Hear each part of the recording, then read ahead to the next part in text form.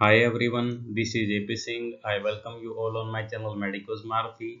Hope you all are happy and healthy. My dear friends, today we are going to discuss mixed bag of questions of pathology FMG 2017 to 2020. Okay, so आज हम क्या discuss करने वाले हैं?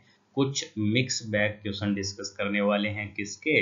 Pathology के FMG 2017 से 2020 तक के जो क्वेश्चन आ चुके हैं उसमें से कुछ क्वेश्चन उठाए हैं, उन्हीं का मिक्स्ड बैग ये क्वेश्चन डिस्कशन है. Okay, so before starting our discussion I want to request to all those who are new to my channel, my dear friends, please subscribe to my channel and press on notification bell icon so that you can get updates for all important upcoming videos. Okay, and not forget to like this video, not forget to share this video, and not forget to watch this video till end. Okay, भूलना नहीं है, video and तक क्या है देखना है अगर आपको कुछ सीखना है. ठीक है, so if you want to learn then you will watch this video till end. Okay, so question number first, liquefactive necrosis is seen in which of the following? You have four options and you have to choose one correct choice. Okay, so एक correct choice आपको choose करना है. वो correct choice क्या होगा? What do you think? What will be that correct choice? ठीक है, so correct choice क्या होगा? Option number C will be correct choice. Cerebrum is the part of brain and in this part of brain you can see liquefactive necrosis. अब cerebrum तो बता दिया, अब इसकी फोटो कौन दिखाएगा? मैं दिखाऊंगा भाई, रुक जाओ, ये लो photo. Liquefactive necrosis. So here you can see the picture, you can see the image of liquefactive necrosis. So this part of organ is affected here, and here you can see the cyst. Okay, so this type of necrosis in brain is said as encephalomalacia.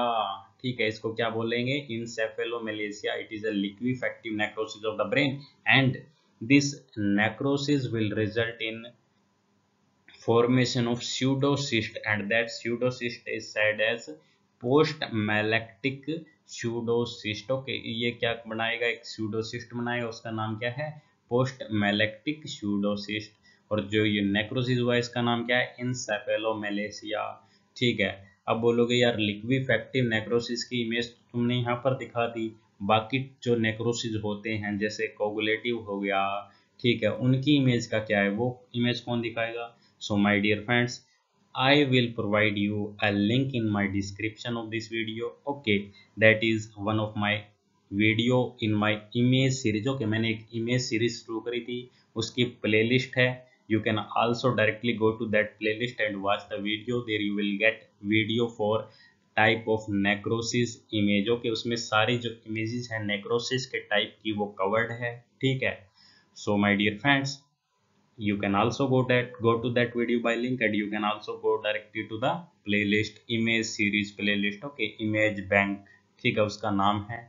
सो अगर वो images भी आपको देखनी है, मैं चाहता हूँ कि आप वो इमेज देखें, उसके लिए आपको लिंक पर जाना पड़ेगा या फिर you can go to playlist. Okay, so what is next question?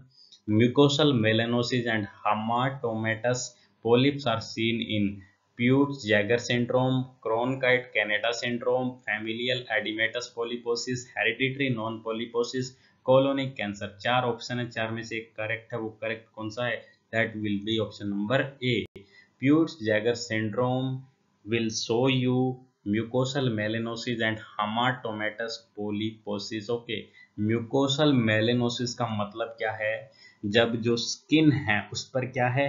Hyper pigmentation start हो जाता है. ठीक है, you can say mucocutaneous hyperpigmentation. Okay, so इसको ऐसे भी बोल सकते हो म्यूकोसल मेलानोसिस, या फिर you can also say it as mucocutaneous hyperpigmentation. Okay, और एक जो अदर ऑप्शन है वो क्या है? हेमाटोमेटस पोलिप्स. हेमाटोमेटस पोलिप्स कहाँ दिखेंगे? जीआईटी में, गैस्ट्रो इंटेस्टाइनल में. ठीक है, so you can see multiple gastrointestinal hamartomatous polyps and mucosal melanosis. Okay, और ये किसके निशानी है? ऑप्शन नंबर ए की निशानी है. ऑप्शन नंबर ए क्या है? Peutz Jeghers syndrome. Okay, Peutz Jeghers syndrome. Peutz Jeghers syndrome है, ये कैसी कंडीशन है, कैसा डिसऑर्डर है? It is autosomal dominant disorder. कौन सा जीन म्यूटेशन होगा?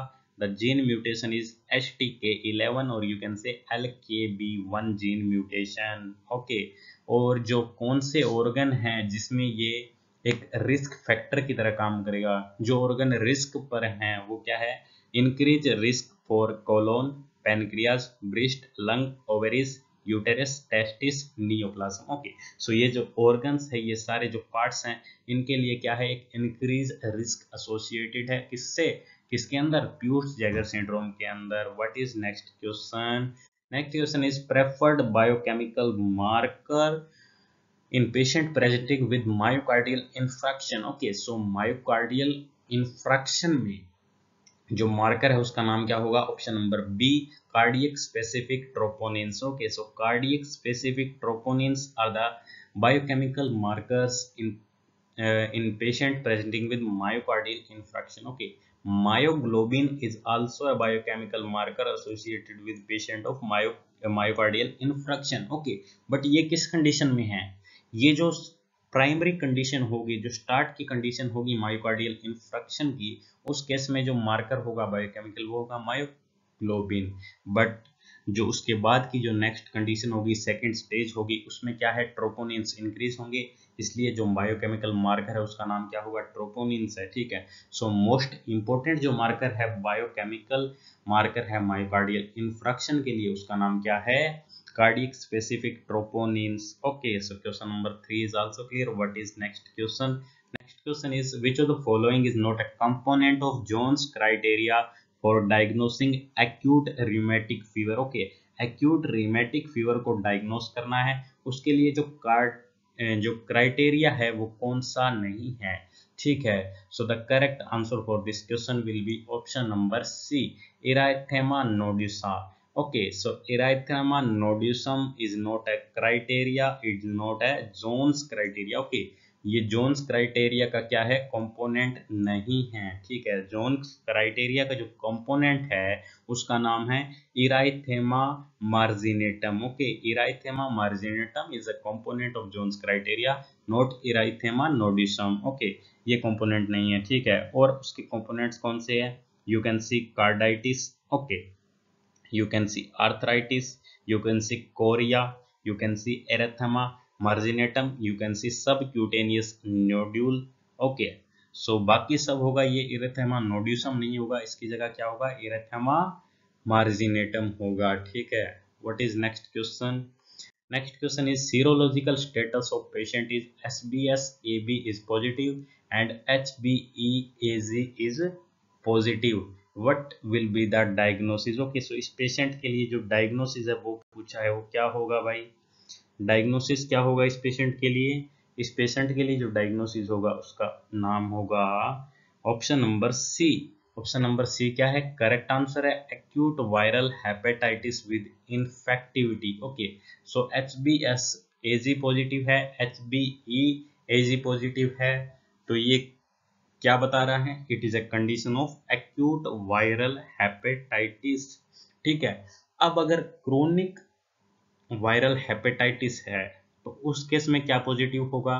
उस केस में होगा HBsAg plus IgG anti HBC। ठीक है, अब ये क्या है? Acute viral hepatitis with infectivity है, सो इसमें क्या पॉजिटिव होंगे? दोनों चीजें पॉजिटिव होगी। ठीक है, सो ये भी हो गया है question number. What is next question? A 45-year-old patient in a factory, okay, in a factory for past 20 years present with breathlessness, HRCT chest shows pleural thickening and fibrosis। Okay, so this point is very important। What is this person suffering from? Okay, so पहली बात क्या है पता है? इस question में एक line important है, 45-year-old पेशेंट है। ठीक है, चलेगा, factory is a very important here. Okay, pleural thickening and fibrosis is very important here। What will be the correct answer? Correct answer for this question will be option number A, asbestosis। Okay, so asbestosis में हम क्या देखेंगे? एक जो important है वो क्या है पता है? Asbestosis generally start in lower lobes and subpleurally। Okay, so pleural जो है, pleural thickening है, ये क्या है? एक important चीज है जो एसोसिएटेड है किससे? एस्बेस्टोसिस से, ठीक है। और फैक्ट्री वर्कर है, ठीक है, अगर फैक्ट्री वर्कर है तो उसमें मोस्टली किस चीज़ का केस आएगा, या तो आएगा कोल वर्कर का, ठीक है, लेकिन ये कोल वर्कर तो इसने बोला नहीं है, ठीक है, इसने बोला है सीधा फैक्ट्री वर्कर, ठीक है। सो फैक्ट्री वर्कर में क्या आएगा, एस्बेस्टोसिस आएगा। और प्लूरल जो थिकनिंग है वो मोस्ट इम्पोर्टेंटली किसकी ओर साइन कर रही है, किसकी ओर, एस्बेस्टोसिस की ओर, ठीक है। ये भी हो गया है, ठीक है। तो इस क्वेश्चन का आंसर क्या है, ऑप्शन नंबर ए, ठीक है। What is next question, what is next question. So ये है हमारा question number 7। 56-year-old patient has chronic renal failure and is undergoing hemodialysis. Which of the following amyloid most likely to get deposited? Okay, so इसमें जो most likely deposit amyloid होगा उसका नाम क्या होगा, amyloid calcitonin. Option number C will be correct. Okay, amyloid calcitonin will be getting deposited. Okay, सो बात करें किसकी, ऑप्शन नंबर ए की, अमाइलॉइड बेटा, ये किस में डिपॉजिट होगा, किस केस में डिपॉजिट होगा, जिस पेशेंट में अल्जाइमर डिजीज है या फिर जो पेशेंट अल्जाइमर डिजीज से सफरिंग है उस केस में अमाइलॉइड बेटा डिपॉजिट होगा, ठीक है। जो कैल्सिटोनिन है जनरली वो किस में डिपॉजिट होता है, वो किस केस में डिपॉजिट होता है जनरली, जो पेशेंट है सफर कर रहा है किससे, मेड्यूलरी थायराइड कैंसर से, और उसके अंदर क्या है, जो ये ट्यूमर है कहाँ से अराइज हो रहा है, पैराफोलिकुलर सेल से, तो उस केस में क्या है, कैल्सिटोनिन होगा। और कैल्सिटोनिन इस केस में भी क्लियर कट है, क्योंकि कैल्सिटोनिन का जो लेवल है वो इंक्रीज होगा, ठीक है, और वो इंक्रीज किस केस में होगा, जब क्रोनिक रीनल फेलियर का कंडीशन दिख रहा है, ठीक है। तो ये करेक्ट हो चुका है। What is next question, next question, which of the following is a characteristic feature associated with Barrett oesophagus. Okay, so क्या पूछा है इसने, बैरेट इसोफेगस से कौन सी फीचर एसोसिएटेड है, ठीक है, स्क्वेमस मेटाप्लाजिया, ठीक है, और एक ऑप्शन क्या है, इंटेस्टाइनल मेटाप्लाजिया, कोलमनर मेटाप्लाजिया, ठीक है, severe dysplasia. So correct answer for this question will be option number B, intestinal metaplasia. तो जो बैरेट इसोफेगस है, ठीक है, ये बैरेट इसोफेगस है जनरली किससे एसोसिएटेड होता है, किससे प्रेसिपिटेट होता है, ये GERD गर्ड से होता है, ठीक है, gastro oesophageal reflux disease. Okay, और जो एसिड कंटेंट जो ऊपर आता है उसकी वजह से क्या होता है, जो ईसोफेगस का जो लोअर पार्ट होता है जिसमें स्क्वेमस एपिथेलियम होती है वो किससे रिप्लेस होती है जनरली, इंटेस्टाइनल कोलुमनर एपिथेलियम से। सो द करेक्ट आंसर क्या होगा, इंटेस्टाइनल मेटाप्लाजिया, ठीक है। जो स्क्वेमस एपिथेलियम थी किसकी, ईसोफेगस की, जब एसिड रिफ्लेक्स आया तो वो जो स्क्वेमस एपिथेलियम थी वो रिप्लेस हो जाती है किससे, इंटेस्टाइनल कोलुमनर एपिथेलियम से। तो ये जो रिप्लेसमेंट है स्क्वेमस का कोलुमनर में, इसका जो आंसर है वो क्या है, इंटेस्टाइनल मेटाप्लाजिया। इस कंडीशन को क्या बोलेंगे, इंटेस्टाइनल मेटाप्लाजिया, ठीक है। अब ये जो ऑप्शन नंबर ए है स्क्वेमस मेटाप्लाजिया, ये किस कंडीशन से एसोसिएट है, it is commonly associated with epithelial metaplasia in condition of smoking persons. Okay, generally we can see this in a respiratory tract of patient. Okay, severe dysplasia जो है ये किस case में देखा जाएगा, it is generally associated with individual having human papilloma virus. Okay, HPV, human papilloma virus जिस case में होगा उस केस में क्या होगा, severe dysplasia. Okay, question number 8 भी क्लियर हो चुका है। What is next question, next question is which of the following is mode of inheritance. Okay, so mode of inheritance पूछा है किसमें, in patient suffering from colour blindness. Okay, so patient suffering किससे, colour blindness से, उसका mode of inheritance क्या होगा। सो उस case में मोड ऑफ इनहेरिटेंस होगा वो क्या होगा, ऑप्शन नंबर कौन सा ठीक होगा भाई बताओ जरा एक बार। ऑप्शन नंबर जो यहाँ करेक्ट होगा वो होगा option number D. Okay, option number D क्या होगा correct, it is a X linked recessive condition. Okay, so my dear friends, one time I made a video for with a mnemonic, okay, with a mnemonic and disorders. Okay, उस video में हमने क्या किया था, एक mnemonic बनाया था, ठीक है। उस निमोनिक में हमने एक्स लिंक्ड रिसेसिव कंडीशन से एसोसिएटेड जो डिसऑर्डर्स है उनकी लिस्ट बनाई थी और उनके एक निमोनिक बनाया था। उस निमोनिक से क्या है, you can remember all the disorder associated with x linked recessive conditions, ठीक है।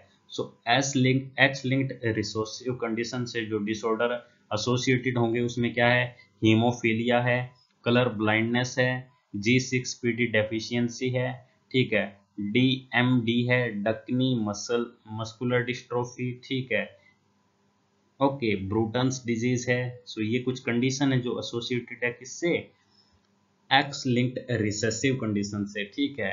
एक्स लिंक्ड रिसेसिव है, एक्स लिंक्ड डोमिनेंट है, ऑटोसोमल रिसेसिव है, ऑटोसोमल डोमिनेंट है।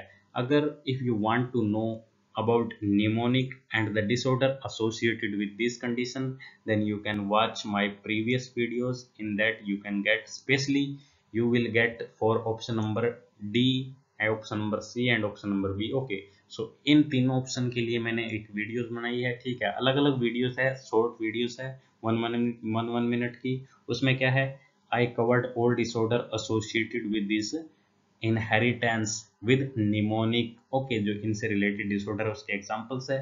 So my dear friends, this is end of our discussion for mix bag questions of FMG 2017 से 2020 तक। So my dear friends, this is end of our today's discussion session. I hope that you all like this video. सबको अच्छी लगी ये video.